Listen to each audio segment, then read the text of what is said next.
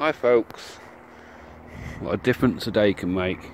We have just had 2 weeks of absolute crap weather. It's now August the 10th. We have sunshine. So I'm playing catch up now, tidying up the plot.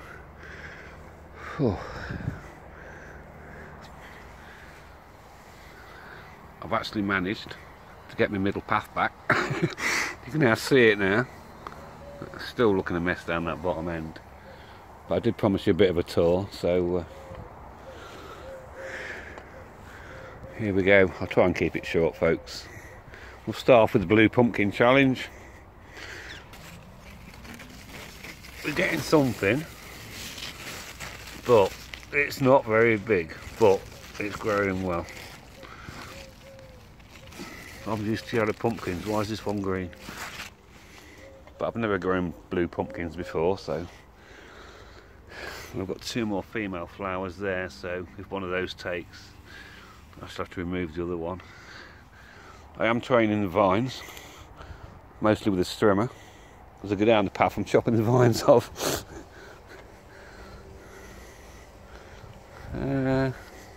What I don't normally show you is my comfrey plant. I bought it off eBay, 99p. It's about a little 2-inch tall crown. It seems to be doing well. Don't ask me which variety it is. Like I say, it's got all this space to spread, so if it is a spreader, crack on. Loads of comfrey tea. Don't know what's happening with my spring onions. They look pathetic.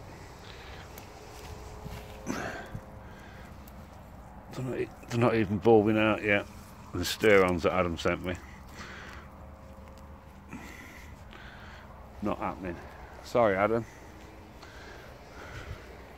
So, bed 1. I've pulled the last of my whites out. 90% of these are what went to seed. And we're just clearing the area. So I need to get some fertiliser down, let it get in the ground. Ready for my broad beans, because this will be the legume bed next year. So I'm going to leave these on the ground tonight, take them home tomorrow, get them sliced up. It looks like I may have some carrots this year, after my my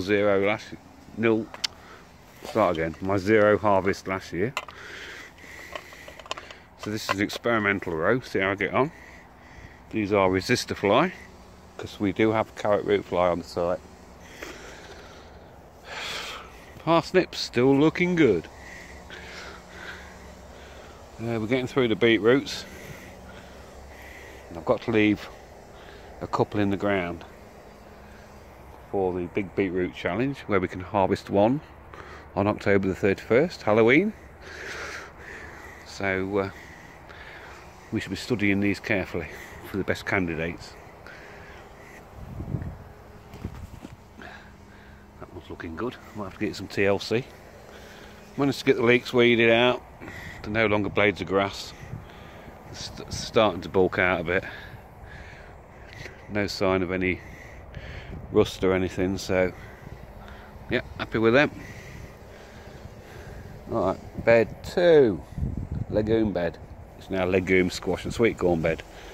Remember that little squash plant I set in this corner? Still no squash, and I've got a funny feeling the plant that my mate gave me is a bloody pumpkin. It's certainly vining well, so we'll wait and see what we get off it.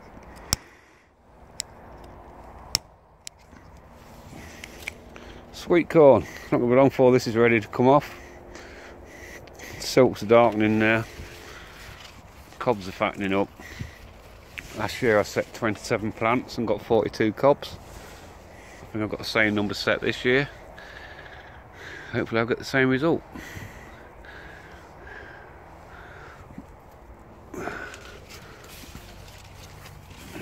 Oh, leaves in the way. Yeah, the cobs are definitely fattening out now. They're still not quite there at the end, but we're going to get something. These are lark. Dwarf green beans, I'm now on my 3rd harvest. considering my legume bed is normally half empty, it's filling up quickly. So yeah, third harvest of dwarf green beans. I'm now getting them to the size where I like to harvest them. First two harvests I was a bit behind, so I had to pick them more mature. 2 tomatoes doing their own thing. Runner beans, my 1, 2, 3, I think there's 5 plants coming up. Climbing the poles, but flowering, but yeah, whatever we got off those. I much prefer the dwarf French beans. Before marrow plants, I've now filled all this area. Marrows. A friend of mine at work wants some of these, so that's why I'm letting some grow on. And got to be careful of these bloody stems. Got another baby hide in there, a bigger one. Keep checking the bottom, no sign of rot. And in between the nettles, we've got a weirdly shaped curvy one. So Paul Underhill, if you're looking, that's how my marrows are doing. Because he's challenged me to grow a bigger marrow than him. I don't think it's going to happen, but it's all good fun. More tomatoes, got to let them doing their own thing. No sign of splitting yet, no sign of ripe. Well, I don't know. Might be starting to ripen. But I haven't touched these, I've just left them to do it. They'll do whatever they want to do. Burying my blueberries now. I made a decision this year. These raspberries are coming out. I know Jonathan wants some canes, self-sufficient gardener. So I'm going to dig them out. I should post some off to him. Whew.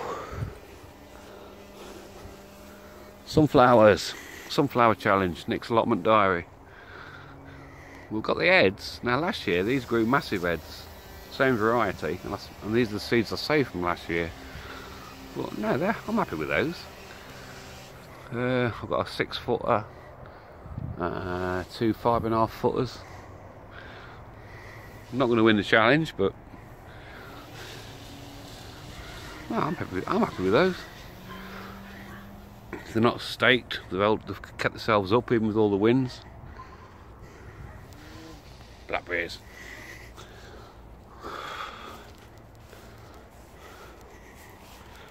Oh, I think these onions are ready for stringing now. So we'll get them sorted out for the next couple of weeks. With the jungle area. If you'd have seen this path before I got the strimmer out, it was unbelievable. I have managed to get it down. Black plastic still doing its job there. And in my wildlife area, as you can see, I've been rescuing the path I inherited. You can see these 2 lengths of wood. It's only a narrow path, but I don't think I'll need to put a barrow down here. Just got this corner to clear now. Get rid of these few perennials again. That's the weeds drying out. I'll have a bonfire one night. Bed 4. Potato tops are all dying off now. I'm going to leave these in the ground, harvest as required. All my first earlies and second earlies are out. But one thing I will show you while I'm here. My new plot neighbour, Mr. So Keen.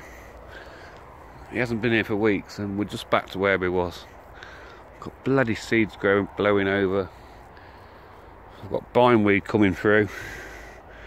His bloody bramble canes are coming over. Or his bramble stems, should I say. His mojo didn't last long, did it?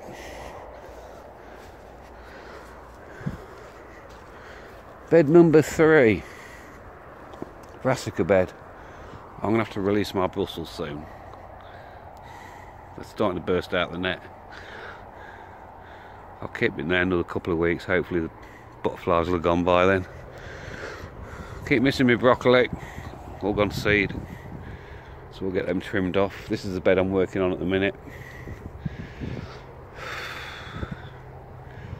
My cabbages starting to blow.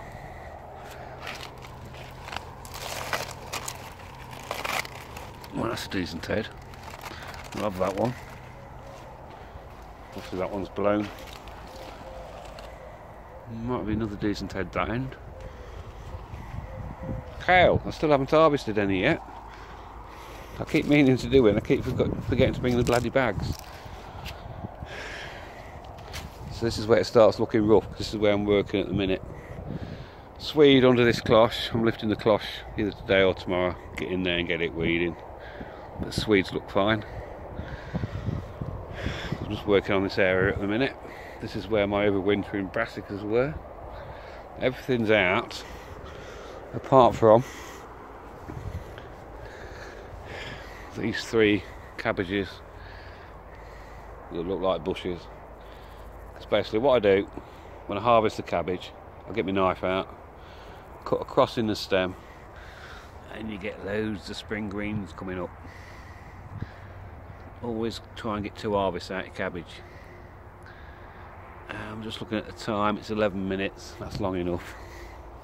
So yeah, we're getting there with the weeding again, but oh, I have given me mint Chelsea chop. Growth was getting a bit leggy, so we've took the mint right down.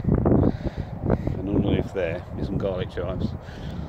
Took some sage off the other day, some rosemary.